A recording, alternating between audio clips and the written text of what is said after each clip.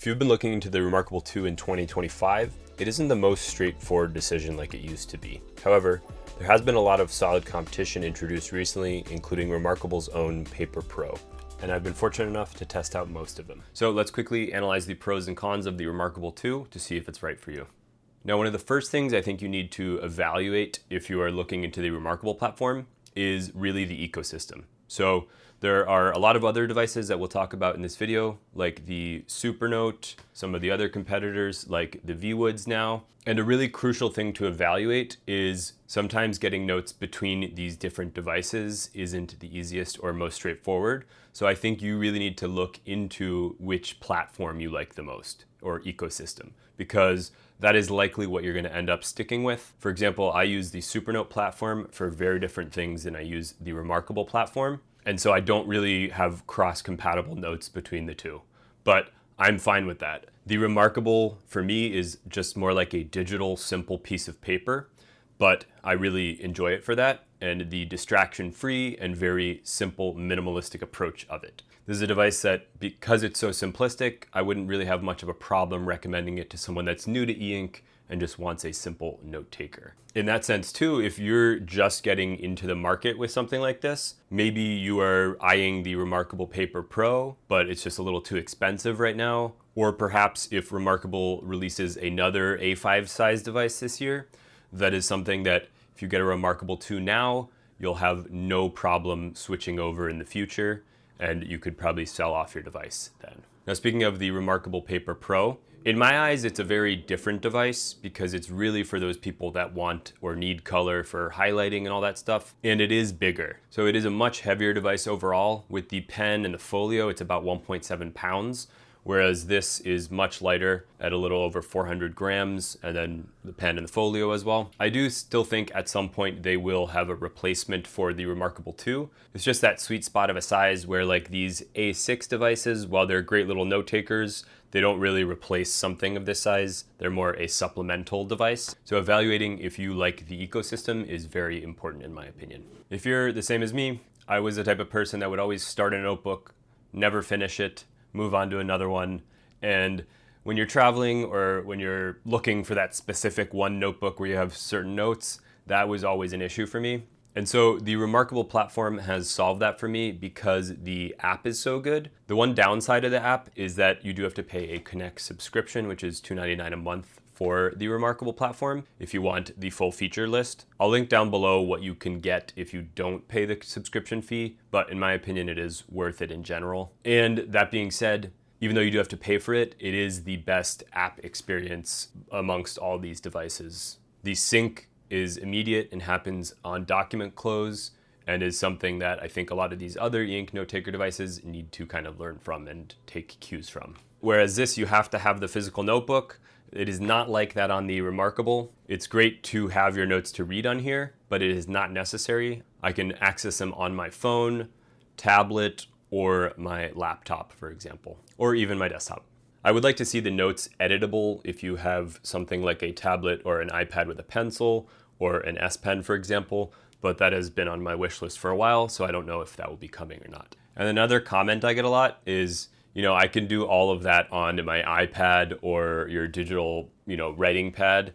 And yes, that is absolutely true, but the reMarkable platform is really about being distraction-free and keeping you in that flow state, whereas these devices are generally a little overstimulating and very susceptible to distractions. They don't get you into that flow state like the reMarkable does. This XP Pen is actually kind of interesting because of the matte surfaced display and the mode here where it becomes kind of like e-ink, but it's more an e-paper style device. But I'll be reviewing this Magic Notepad soon if you're interested in that. Also, the writing experience on iPads and these writing tablet devices can be decent if you put a paper-like screen protector on there. It is not nearly the same. These are much better. They have higher friction and they feel more like paper than something like that would. Since the reMarkable 2 came out though, there is a lot more competition now. For example, the Supernote Nomad or the Manta. The VWoods AI paper is a tablet that's actually even a little thinner than the reMarkable 2, which is still one of the thinnest out there. And then you have the Books devices like the Books Go 10.3. that is cheaper and offers more variety with the Android apps that it has, but is much less focused in general. I've also reviewed the Kindle Scribe, which is something that is a basic note taker, but if you're someone that reads and wants a front light as well, that is an option. I consider the Supernote Manta to be the second kind of most distraction-free device. It is a device that keeps you in the flow state. So on the screen here, you can see some of the file formats that supports compared to the reMarkable platform. The reMarkable Paper Pro I just did a review of, but that is a much bigger device. If you want to read books, then something like the Kindle Scribe might be better because it does have the front light, or the reMarkable Paper Pro, even though it's a little bit bigger, but that does have a front light as well. I generally do not find myself reading on the reMarkable 2 because the EPUB support isn't great and the lack of a front light can sometimes be a diminishing factor for reading on it. Now getting into something else that's actually really nice about the reMarkable 2, that would be the Typefolio. Now the Typefolio is kind of cool because this is like a digital typewriter now. I've done a full review on this, so I'll link that here if you want to check it out. Essentially, now you have a note taker and a typewriter in one, something that you can annotate scripts on. And that is one thing that I really enjoy using the reMarkable for. When I need to write a script, even though I don't write them that often, when I do, it is a very pleasant experience. I just wish it had spell check. Hopefully that's coming soon. But if you compare it to some of the other typewriting e-ink devices out there, like the FreeWrites, you're essentially getting something that is arguably has more functionality to it with the pen and being able to put PDFs on it and all that, but is not that much more expensive with the device and the keyboard as well. I also did end up putting FeelWrite 2, which is a Supernote product, on my reMarkable, so I can use titanium tips and ceramic tips, and that is something that you would not be able to do on the reMarkable Paper Pro because it is now an active stylus. So all in all, would I still buy the reMarkable 2 again in 2025? I definitely would.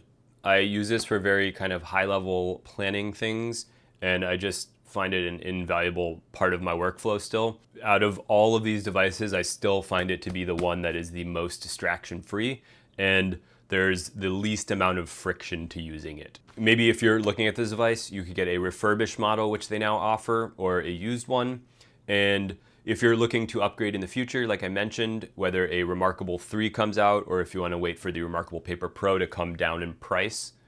Some people say the reMarkable Paper Pro is the 3, but in my opinion, it's like a very different class of device. So I still think there will be a reMarkable 3 at some point. I don't know if they'll call it that. But like I mentioned, if you're trying to get into an ecosystem, this is a good starting point. The reMarkable 1 is very hard to recommend at this point now because it does feel sluggish when you use it. Whereas this, the operating system feels a tad bit slower than the reMarkable Paper Pro, but the writing experience I still find to be good. You know, maybe you could nitpick and use it back to back with the Pro, which I've done, and you'll notice a little bit of a difference. The fact that the reMarkable 2 still gets updates just like the Paper Pro is awesome, and we've seen a lot of those come out recently. The ability to screen share is also great if you want to share your notes with your team. So I hope this was helpful for you. I have a whole reMarkable playlist you can check out here, and I just put out a tips and tricks video of the reMarkable platform, whether that's for the reMarkable 2 or the Paper Pro, so you can check that out here if you want. Thanks for watching, and I'll see you in the next one.